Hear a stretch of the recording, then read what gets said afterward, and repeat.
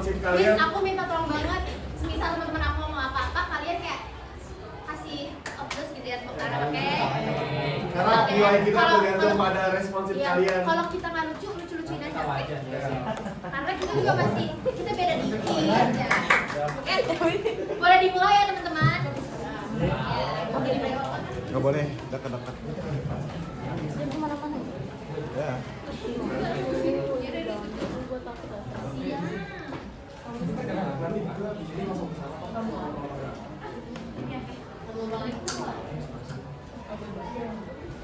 Dua nggak dapat langsung hafal deh. Udah mulai ya?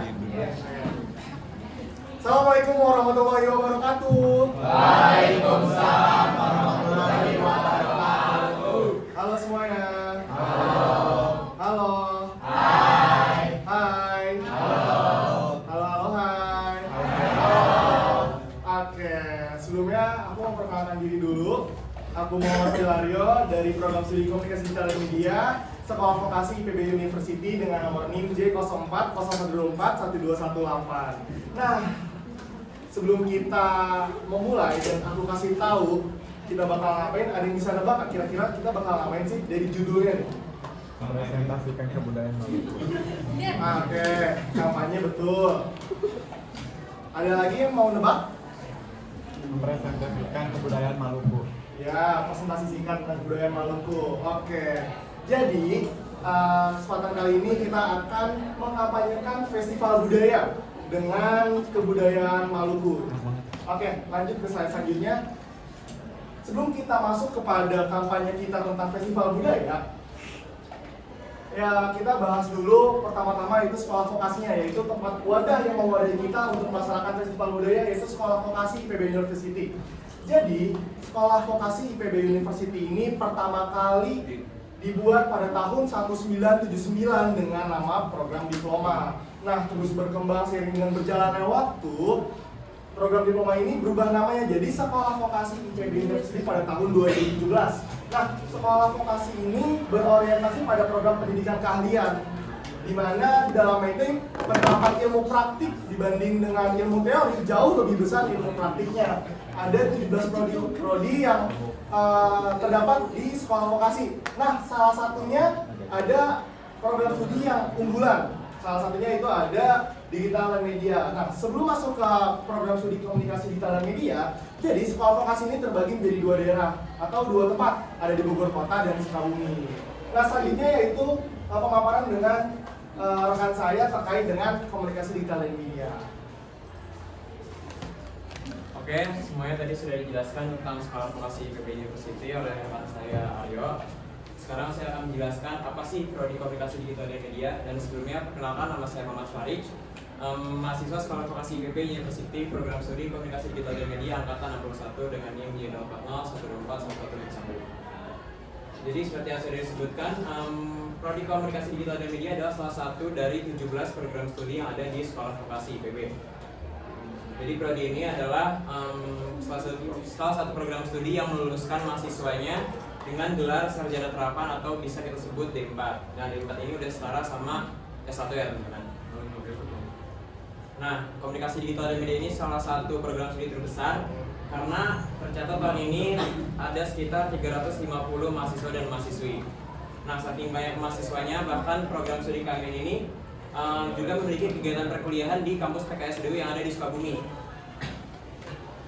Lalu di mata kuliah program studi ini kita juga mempelajari bukan hanya komunikasi tapi juga lebih detail lagi tentang komunikasi. Lalu juga mempelajari hal-hal yang juga berhubungan dengan komunikasi seperti ilmu psikologi, lalu juga kepemimpinan, dan bahkan salah satu contohnya sekarang kita sedang mau mengkampanyekan festival budaya, itu juga mempelajari komunikasi lintas budaya. Jadi kita sebagai mahasiswa harus mempelajari budaya-budaya yang ada di Indonesia dan juga mengenalkannya kepada masyarakat yang lebih luas. Dan gak cuma hanya komunikasi, tadi kan nama programnya komunikasi digital dan media. Jadi kita juga belajar tentang kecakapan di media digital. Kita juga belajar tentang digital marketing. Terus prospek karir dari program studi ini juga luas banget kan, karena sekarang apa-apa pasti serba digital. Jadi kita bisa jadi seorang entrepreneur, host, MC, videographer, editor, social media strategis, public relations, dan semua prospek yang berhubungan dengan ranah public speaking dan juga kecakapan di media digital. Oke, tadi udah di-mention tentang festival budaya. Nah, kita akan masuk ke penjelasan festival budaya yang akan dijelaskan oleh rekan saya selanjutnya. Oke, terima kasih Kak Riz. Nah, sebelumnya di sini aku memperkenalkan diri. Nama aku Chelsea Fatima Rania Turana dengan NIM J040124108. Nah, di sini aku mau ngejelasin nih apa itu FBN. Sebelumnya ada yang tahu nggak FBN itu apa? Bener banget. Festival Budaya Nusantara ini biasa diselenggarakan oleh kampus kita, Sekolah Vokasi IPB University, sejak tahun 2006. Nah, Facebook ini berkaitan dengan mata kuliah komunikasi lintas budaya yang dilaksanakan oleh kita-kita ini, yaitu komunikasi digital dan media. Nah, Facebook ini nantinya akan menjadi wadah bagi mahasiswanya untuk menyelenggarakan dan memaparkan tarian-tarian budaya yang ada di daerah Indonesia, dari Sabang sampai Merauke. Nah, apa aja sih manfaat dari festival budaya ini?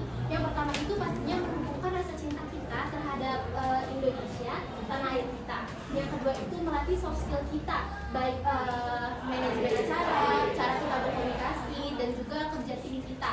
Yang ketiga itu meningkatkan pemahaman lintas budaya. Jadi kita ini tuh melakukan kampanye ini bukan semata-mata untuk mengkasihkan budaya kita, tapi juga jadi ada pembelajaran bagi yang nanti akan datang di Facebook ini. Sebelumnya Facebook ini tuh nanti kita akan laksanakannya di alun-alun Kota Bogor, tepatnya tanggal 18 nih. Oke? Gitu. Di sini ada nggak yang mau datang?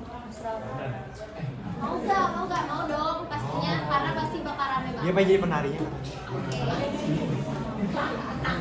Oke, sebelum kita lanjut ke materi selanjutnya nih, kita bakal ada ice breaking yang akan kita lakukan. Oke, teman-teman, sebelum kita lanjut pada materi tentang kebudayaan Maluku, segala macam hal tentang Maluku, kita ice breaking dulu. Oke, jadi ice breakingnya di sini aku udah nyiapin 3 aransemen musik dari Maluku yang mungkin kalian bakal tahu itu lagu apa, jadi nebak-nebakan. Jadi ntar yang bisa nebak bakal aku kasih stiker sama permen.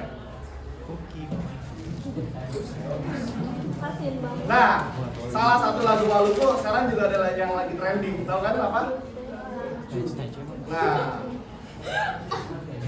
Kalian tebak ya, kalian tebak apa aja, nggak apa-apa, salah juga. Oke, kita bikin. pasti kalian bisa kok ini tebak ini.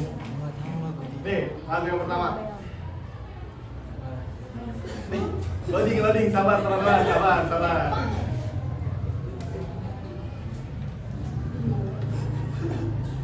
Siapa yang paling jamin?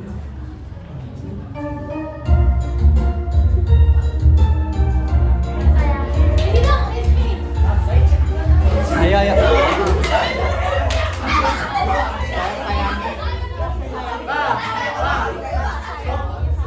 Siapa yang tahu? Tapi nyanyiin sedikit ya. Sedikit dong. Satu kalimat. Kan teman-temannya juga mau tahu suaranya kan? Keluarin dong. Mutia. Keluarin suara pas kalian ya. Karena aku tahu kok suara kalian bagus-bagus. Please. Ini paling bagus. Pani suaranya bagus. Ayo apa? Kalau aja Kak, kalau Apa aja. lagunya? Ya judulnya.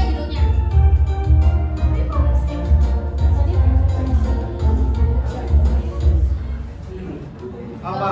Ayo ada yang tahu? Judulnya. Judulnya aja nggak apa-apa. Nggak disuruh nyanyi. Ya benar.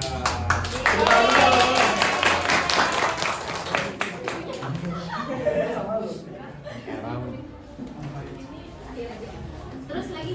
Oke, lagu yang kedua. Statue. Terus yang bisa jemu. Nanti akhir ya stage ya. Apa nanti kita bikin stage bareng-bareng Dia ya? juga pengen joget. Tapi beda Pani. Oh, apa ya? Aduh, gak tahu juga.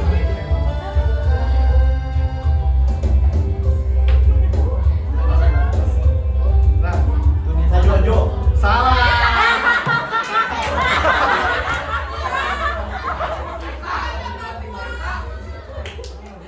Apa? Ya, betul.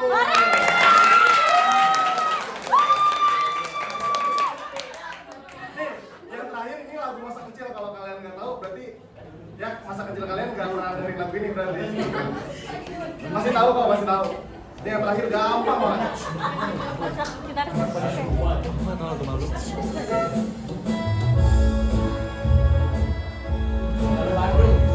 Cicak-cicak di dinding ya? Apa? Cicak-cicak di dinding. Salah. Ya, betul.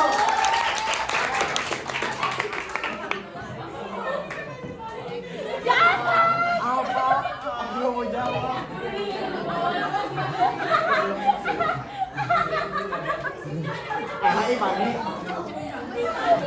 Nah, jadi tiga lagu itu merupakan kebudayaan berupa musik dari salah satunya dari Maluku.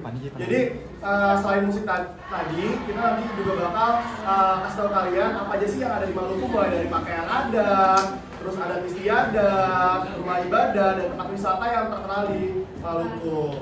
Oke, kepada rekan-rekan langsung tempat dari persilakan. Oke, selanjutnya kan tadi kita udah seru banget nih ice breaking. Nanti ada yang mau menjelaskan dari tarian, musik, kuliner, sampai permainan. Oke, buat rekan saya disilakan. Oke, selamat pagi teman-teman. Nama aku Alia Regina Bila, temani Korea sama teman-teman aku yang lain tadi melalui komunikasi digital ya, dengan isi 040. Nah, di sini aku akan menjelaskan lebih dalam ya guys tentang kebudayaan Maluku.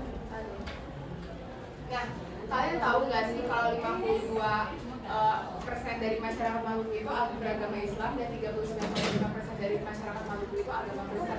Nah, di sini kita juga kayak mereka orang Maluku, di Maluku ini tuh punya tempat-tempat ibadah yang terkenal juga loh, kayak Masjid Al-Fatah, Gereja Silo, dan Gereja Katedral. Nah, kita sekarang masuk ke tari-tarian tradisional Maluku ya teman-teman. Jadi yang pertama ada bambu gila, tarian tradisionalnya. Nah, bambu gila ini itu sering digunakan oleh masyarakat Maluku untuk dulu itu sebagai ritual pengusir roh jahat gitu ya teman-teman. Tapi sekarang mungkin karena juga sudah lebih modern, mereka hanya menarikan tarian bambu gila ini untuk sekedar kebudayaan aja kayak festival gitu-gitu ya.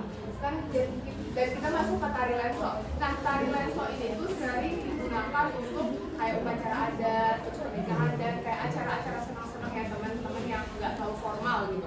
Nah, ini itu tariannya itu ditarikan oleh sepasang laki-laki dan perempuan. Nah, kenapa? Karena tarian ini itu sering digunakan oleh masyarakat Maluku untuk mencari pasangan. Jadi mungkin kalian kalau mau cari pasangan orang Maluku bisa nari ya guys, tari lenso ini. Nah, yang terakhir adalah tari cakalele. Nah, tari cakalele ini tuh sering dibilang sebagai tarian perang. Nah, kenapa? Karena orang-orang Maluku itu dulu sebelum berperang akan menarikan tarian cakalele untuk menyemangati para petarungnya ya guys. Oke, lanjut. Kita masuk ke pakaian adatnya Maluku. Nah, di sini aku akan menjelaskan yang pertama baju calai dan yang kedua adalah kebaya Ambon. Nah, baju calai ini tuh sering digunakan untuk acara adat, terus keagamaan, dan bahkan pernikahan karena baju calai ini tuh elegan ya guys. Lalu kita masuk ke kebaya Ambon. Nah, kebaya Ambon ini adalah campuran dari kebudayaan Maluku dan kebudayaan Belanda. Kenapa? Karena pada zaman dahulu ini orang-orang yang mempopulerisasikan kebaya Ambon ini adalah wanita-wanita Indonesia Belanda. Nah, sekarang ini kita masuk ke tenunnya Maluku. Nah, tenunnya ini aku akan menjelaskan 5 nih.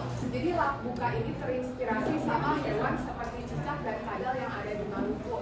Dan dia itu merepresentasikan kebebasan dan keberanian.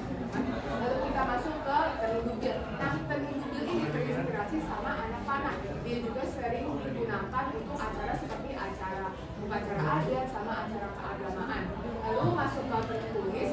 Tunis ini sama juga sama tenun dugil, terinspirasi dari anak panah. Tapi bedanya tenun tunis ini terinspirasi oleh 2 anak panah, sementara dugil itu hanya 1 aja. Nah, dia itu merepresentasikan kehidupan sosial masyarakat Maluku. Lalu kita masuk ke tenun muluk. Nah, ini tenun muluk ini terinspirasi sama bunga anggrek dan sama kayak tenun dugil, dia itu juga sering digunakan sebagai kayak acara adat sama keagamaan. Tapi ini apa namanya beda sama tenun dugil. Tenun dugil itu dipakai sama masyarakat Maluku Selatan, sementara tenun muluk itu dipakai sama masyarakat Maluku Utara gitu. Jadi beda. Lalu yang terakhir ini adalah, ini menurut aku tenunnya lumayan susah ya. diomongin, tapi aku akan bisa. Ngenrualunger. Nah, Ngenrualunger ini tuh tenunnya itu lebih terkenal karena detail simbol apa ya namanya, motif yang sangat-sangat lebih detail daripada tenun-tenun lainnya. Dan dia juga ini tuh merepresentasikan perjalanan hidup sama tradisi leluhur-leluhurnya masyarakat Maluku ya teman-teman. Nah ini aku masuk ke alat musiknya Maluku. Nah alat musik yang pertama ada tifa. Tifa ini sebenarnya adalah drum, tapi beda sama drum biasa, dia itu terbuat dari kai sama yang dia tuh dibaluti sama kulit hewan ya teman-teman. Biasanya dia itu selain untuk mengiringi lagu-lagu tari tradisional, dia itu juga digunakan oleh masyarakat Maluku untuk berkomunikasi dengan satu sama lain ya. Nah kita masuk ke tahuri. Jadi tahuri itu apa sih? Tahuri itu kerang yang diolah untuk bisa menghasilkan suatu suara. Oke? Dan tahuri ini sering dipakai untuk hal-hal seperti acara adat, terus keagamaan, dan untuk event-event yang non formal juga bisa ya. Lalu kita masuk ke suling bambu. Nah suling bambu ini selain untuk musik yang untuk tari-tarian tradisional, itu juga bisa untuk musik solo juga. Kalau kamu mau musik solo pakai suling bambu juga bisa, dan dia juga sering digunakan untuk acara adat dan keagamaan juga. Dan sekarang kita akan masuk ke tempat-tempat wisata Maluku yang akan dipresentasikan oleh teman saya.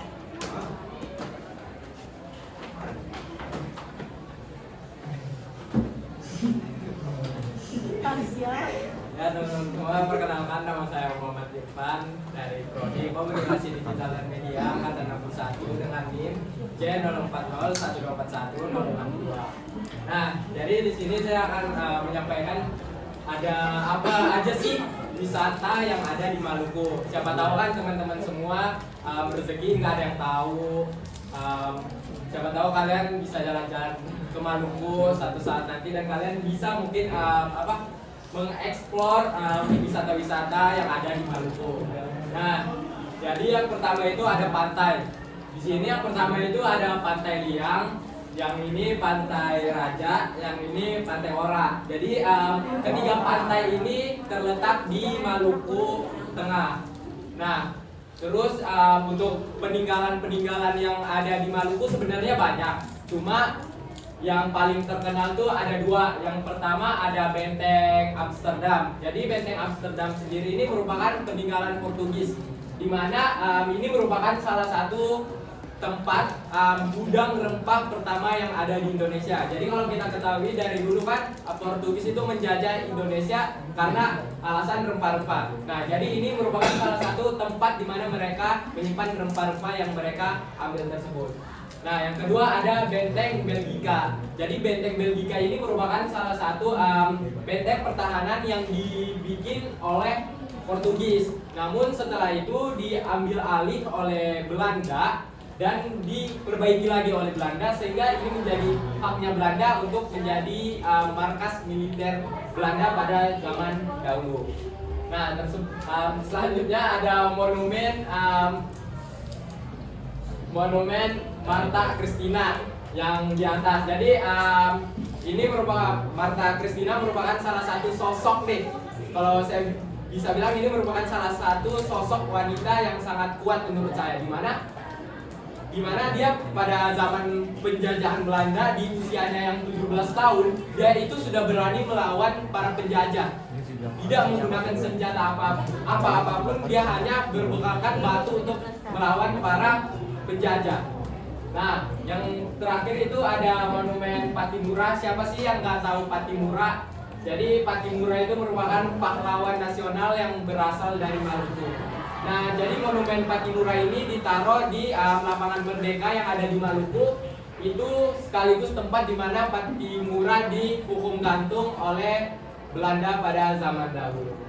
Sekian dari saya, mungkin akan dilanjutkan oleh teman saya. Saya persilakan.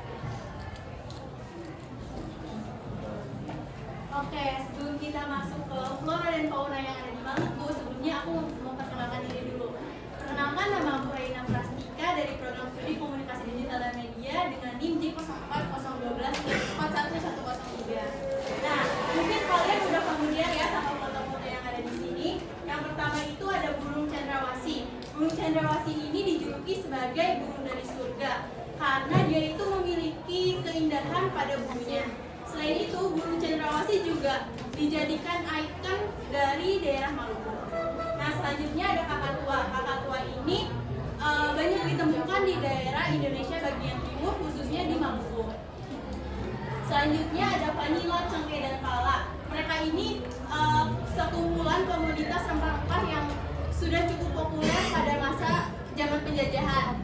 Karena dulu Belanda masuk ke Indonesia itu ingin menguasai rempah-rempah, terutama cengkeh, karena cengkeh itu memiliki harga jual yang sangat tinggi. Selanjutnya ada kopra. Kopra ini turunan dari anaknya kelapa, yaitu biasa diolah menjadi minyak untuk diperjualbelikan oleh masyarakat sekitar. Nah, di sini ada kuliner daerah. Ini ada papeda ikan kuah kuning. Papeda yang digunakan di ikan kuah kuning itu merupakan sagu yang ditumbuk kemudian diolah menggunakan air panas sehingga dia menjadi berbentuk seperti slime. Terus dia nanti dikasih ikan kuah kuning yang menjadi ciri khas dari makanan Maluku. Selanjutnya ada sagu lempeng. Sagu lempeng ini sebenarnya dia berbahan dasar dari sagu tumbuk yang kemudian dicetak lalu dibakar sehingga menjadi sagu lempengan. Dia itu biasa dimakan menggunakan teh panas, kopi panas. Jadi cara makannya itu dicelup terus dimakan. Jadi kayak makan biskuit gitu. Selanjutnya ada bubur sagu ubi. Ini itu sebenarnya sama kayak papeda cara mengolahnya, cuman dia dikasih gula merah dan dikasih ubi sehingga rasanya itu manis. Lalu di atasnya itu dikasih santan.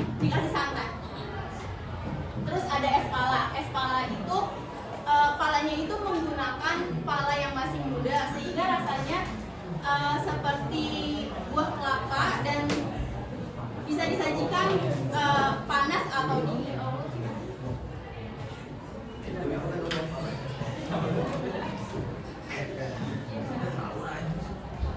Oke, teman-teman, boleh minta waktunya sebentar buat teman-teman buka Instagramnya masing-masing. Nah, jadi di sini ada Instagram kami yang Maluku Culture Fest. Teman-teman bisa kepo-kepoin di sana terkait dengan apa aja yang bakal kami pamerkan di Festival Budaya Nusantara yang akan dilaksanakan pada tanggal 18 Mei, tepatnya di alun-alun Kota Bogor. Jadi teman-teman kalau nanti mau datang ke sana, teman-teman bakal dapat banyak banget benefit. Pertama, di setiap tenan bakal ada 50 porsi gratis dan ada 22 tenan. Jadi teman-teman yang mau nyari makanan daerah secara gratis, mau nyobain kayak di sana nanti ada papeda kuah kuning, terus dari daerah lain contohnya dari Sumatera Selatan bakal ada pempek gratis mungkin, dan di booth-booth lain juga menyediakan makanan gratis tuh teman-teman. Jadi teman-teman yang mau mungkin penasaran nih ada makanan daerah apa aja sih di Indonesia yang teman-teman belum pernah rasakan, terus kira-kira kebudayaan daerah yang lain ada apa aja sih. Terus juga bakal ada penampilan-penampilan dari setiap budayanya, lalu ada pertunjukan senjata dari setiap daerah, hingga miniatur dari rumah kebudayaan dari provinsi masing-masing yang ada di Indonesia. Jadi teman-teman, kalau waktunya luang, tanggal 18 Mei jangan lupa datang ke alun-alun. Teman-teman udah buka Instagramnya, kita boleh minta bantuan teman-teman buat follow.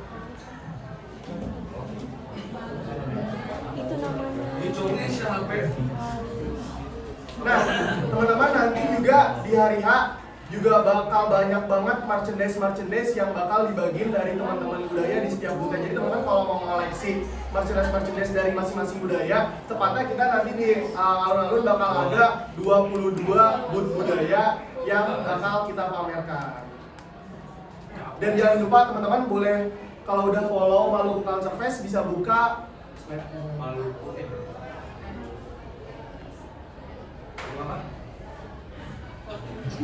Nah, apa? Maluku Culture Fest. Nah, habis itu teman-teman bisa buka ini SWPB_Festival Budaya.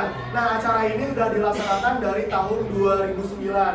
Nah, makanya tahun ini jadi FBN ke-16. Astri. Kalau teman-teman penasaran apa sih FGN, teman-teman bisa search kok di YouTube, dari tahun ke tahun selalu ada tuh di YouTube. Serame apa? Jadi FGN ini merupakan salah satu acara budaya terbesar di Kota Bogor. Udah follow? Kontek.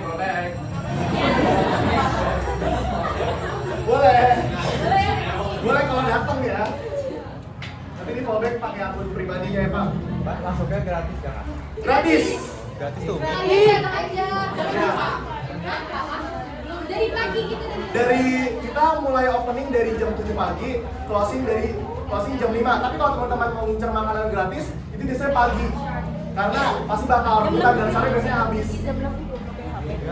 Tahun lalu tuh yang rame dulunya adalah Bali, karena orang-orang tuh ngincer sate lilit gitu loh, karena sate lilit itu lumayan mahal harganya, dan di sana tuh dikasih gratis bener, satu orang dikasih satu sate lilit.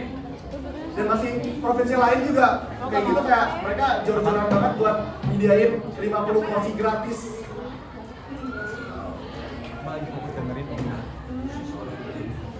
Kamu dengerin kamu. Oke, dari teman-teman ada yang mau menanyakan terkait festival budaya maupun Maluku Culture Fest nggak? Jadi semuanya itu budaya bakal ditampil di Maluku ya. Ya, jadi total ada 22 budaya yang bakal tampil. Nah, kalau teman-teman penasaran apa sih yang bakal ditampilin sama budaya Maluku, teman-teman bisa datang dari jam 8 karena kita bakal tampil di jam 9.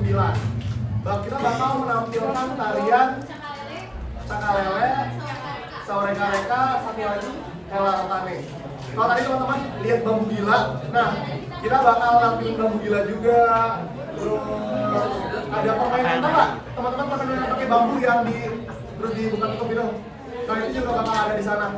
Di sana juga bakal ada satu booth yang isinya permainan dari masing-masing provinsi. Ada lagi yang mau ditanyakan? Oke. Kalau cukup, mungkin sekian pemaparan tentang Festival Budaya dan Maluku Culture Fest dari kami. Kurang dan lebihnya mohon maaf. Wassalamualaikum warahmatullahi wabarakatuh.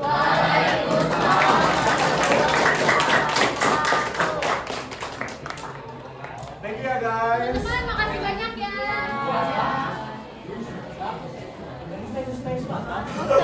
Mau stay bareng-bareng? Mau stay bareng-bareng nggak? Si Asraf tadi bilang mau. Si Pani mau pelot syuting.